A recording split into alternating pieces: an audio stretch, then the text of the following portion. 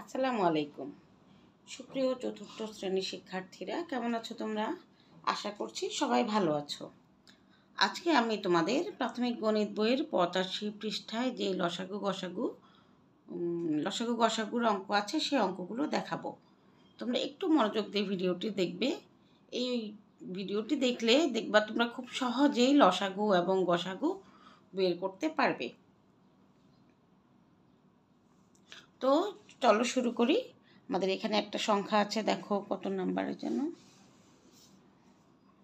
5 নাম্বারের যে অঙ্কটা আছে সেখানে 9, 12, 18।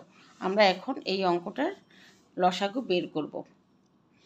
আর আমি যে পদ্ধতিটা করছি এটা কিন্তু খুব সহজ একটা পদ্ধতি, একটু খেয়াল করো, খুব সহজেই আমরা এই অঙ্কটা করে ফেলতে পারবো।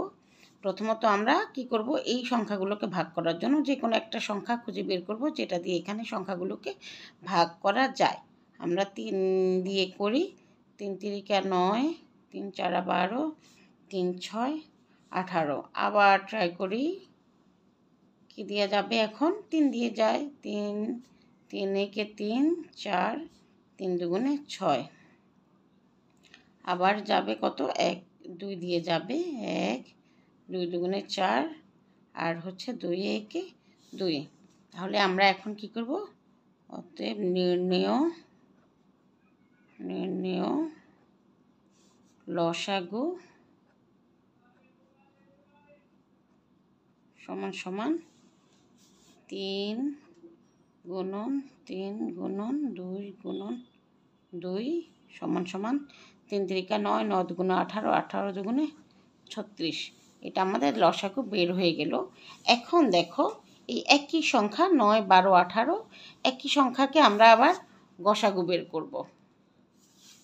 গসাগু বের করার সময় আমরা লসাগুর সময় কি করেছি, যে কোনো একটা সংখ্যা নির্ণয় করেছি, যেটা আমাদের এখানে 3টা সংখ্যা 2টা সংখ্যাকে ভাগ গেলেও হতো, কোনো প্রবলেম ছিল না। কিন্তু গসাগুর ক্ষেত্রে আমাদের এমন একটা সংখ্যা নির্ণয় করতে হবে যে আমাদের যাতে এই প্রত্যেকটা সংখ্যাকে ভাগ করা যায়। তো আমরা এইটার মতোই করি, দেখো 3 দিয়ে আমার এই সবগুলো সংখ্যাকে ভাগ যায়, 3 তিরিকা 9, 3 চারা 12, 3 6 18। আবার দেখো, এইটা হচ্ছে বিজোড় সংখ্যা 3 4 6। এখন কোনো সংখ্যা দিয়ে এই 3টা সংখ্যাকে কিন্তু ভাগ যাবে না। একটু দেখো তোমরা, আমি যদি 3 দিয়ে ভাগ করি, 3 একে 3, এই 3 কিন্তু 3 দিয়ে 4কে ভাগ করা যাবে না, বা 6কে ভাগ করা যাবে। আবার আমরা যদি 2 নেই, 2 দিয়ে 4 আর 6কে ভাগ করা যাবে, 3কে ভাগ করা যাবে না। তাহলে আমরা কোনো সংখ্যার পাচ্ছি না যে সংখ্যা দিয়ে এই 3টা সংখ্যাকে ভাগ করা যায়।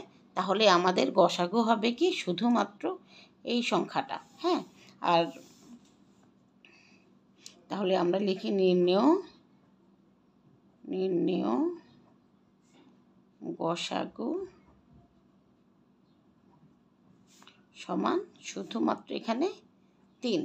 ছোট বন্ধুরা একটু খেয়াল করো, লসাগুর ক্ষেত্রে আমরা কিন্তু এই সবগুলো সংখ্যা দিয়ে গুণন করলে যে রেজাল্ট হবে সেটাই হবে আমাদের গসাগু, তাই না?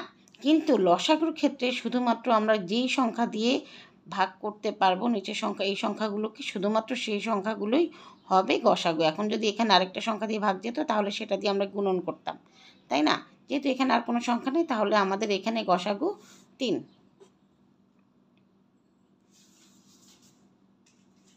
তোমরা নিশ্চয়ই অঙ্কটা বুঝেছো। যদি তোমরা বুঝে থাকো তাহলে অবশ্যই কমেন্টস করবে। ভালো থাকবে। আল্লাহ হাফেজ।